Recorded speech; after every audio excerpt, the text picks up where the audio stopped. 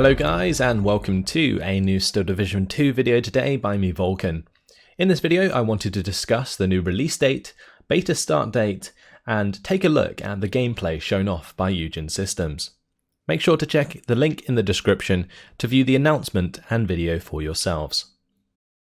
Steel Division 2 is now set to release May 2nd, a month later than originally planned.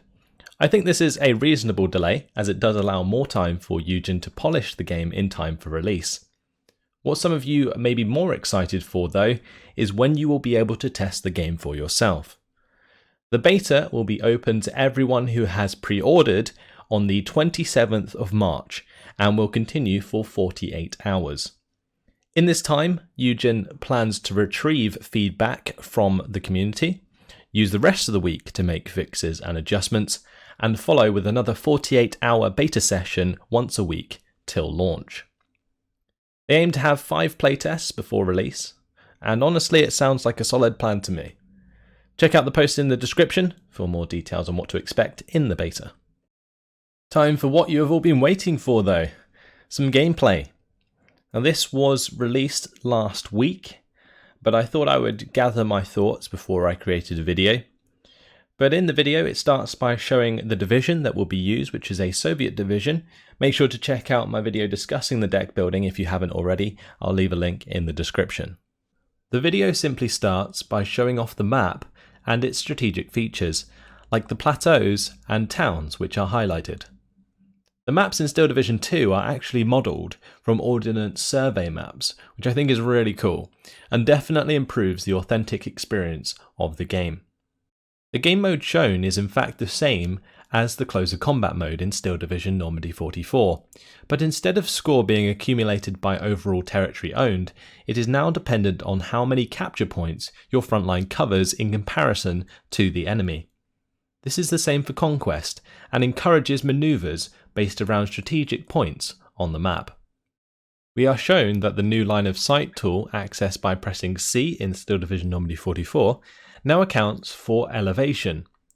This is a much welcome addition amongst the entire community, as previously maps with elevation were harder and more frustrating to play than those with none.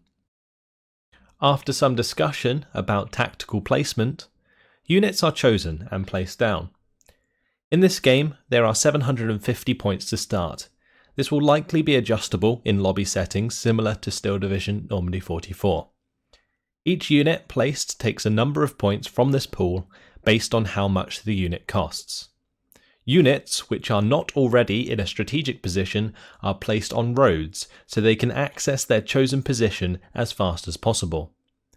Commands may be given to units before the game starts, same as before, and checked by selecting the unit and holding Shift, which highlights all current orders. Most of the orders look the same as Steel Division Normandy 44, and so in this example we see mostly unload at position commands, which utilise the fastest, but not necessarily the safest, route to drop off their transported unit. There is also a couple of attack move commands which are highlighted in red. I believe in the game attack move is called Hunt, because the command prioritises cover as the unit advances. The game starts and you can see all units currently in cover have their unit cards slowly flash to represent this, whilst the other units travelling on roads and such do not. The efficient shot mode is then set for AT guns. This is an option that stops a unit firing unless it has a 40% hit and penetration chance. I personally think this is a great addition to the game and allows that little bit of extra micromanagement which, if utilised well, can improve your success significantly. Now seeing a more zoomed in part of the map, it is more clear to see the capture point being secured as the front line moves forwards. Whilst this is going on however, we are shown some action from an ME410 attacking a T-34. This just demonstrates the level of detail which can be seen if you zoom all the way into a unit. The guns on the aircraft you can hear also sound pretty awesome. I feel like the sound design is something that Eugen has always done really well. A German attack is spotted by a recon unit, and you can see above the unit cards that there is a reload indicator as the tanks open fire. There are also details of penetration values and armour on the unit card itself to help determine the effectiveness of a unit at a glance.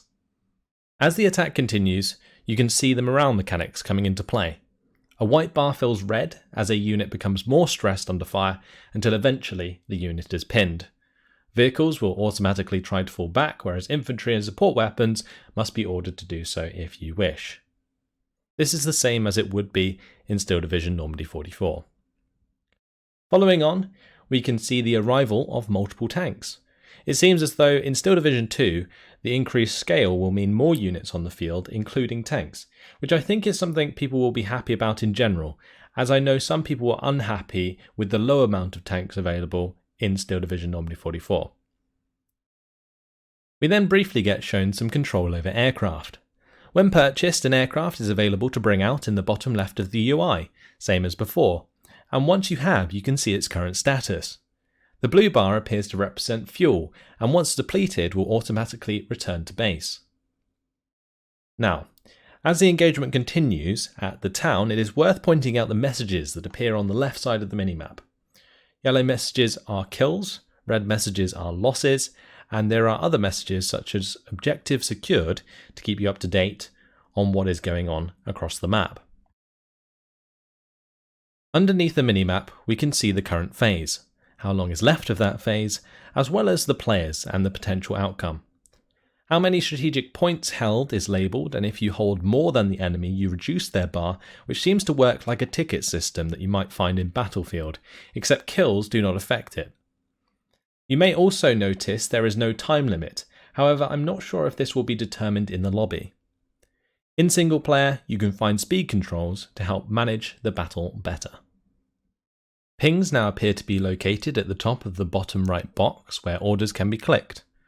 And overall, I think the UI looks clear and concise, if not a bit basic, but it does portray well a lot of the information that you need throughout the game.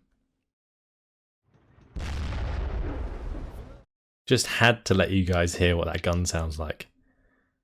With the Tiger on screen though, let's talk about the armor penetration mechanics. I've talked about them before, but here we can see them in practice. If a unit has less penetration value than the armor it is facing, it will never penetrate, no matter how close it is to the target. In this case, the bazooka of the Razvedka has 180mm of penetration and manages to kill a Tiger with 125mm of armor. I realise the numbers are a bit unrealistic, however I believe infantry has increased AT lethality for gameplay reasons. Infantry combat appears to work out similar to before, and I'm okay with this. I know there was a part of the community that would have liked a bit more complexity, including the ability to move individual men, but I think, especially considering the increased scale, that squad-based control is perfect. Moving further through the gameplay video, Katyushas are demonstrated. The targeting ring, which can be shown using the fire position command, is similar to before, using a dotted line to show the spread.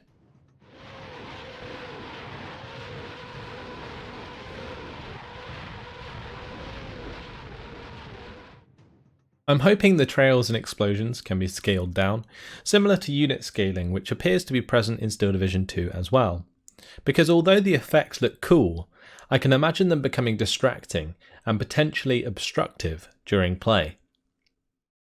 Following on, we are shown that blocking reinforcement points is still present in the game, but will be less impactful, as much of the territory past the capture points does not affect the outcome of the game. Therefore, there is less incentive to push so far during a match, unless you are going for some sort of pincer movement or flanking attempt. We see briefly the use of AA, and it seems as though they are quite effective. The 2-star aircraft get stressed quite quickly by what seems to be a single AAA. Other than that though, there isn't much more to say.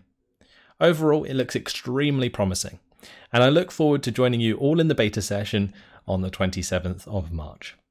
Make sure to check out the video linked in the description to see the entire game from start to finish, and remember that all we have seen is work in progress and may be subject to change. Anyway, that's it from me. Check out all the links below for more information. For now though, make sure to subscribe for more Steel Division 2 content in the future.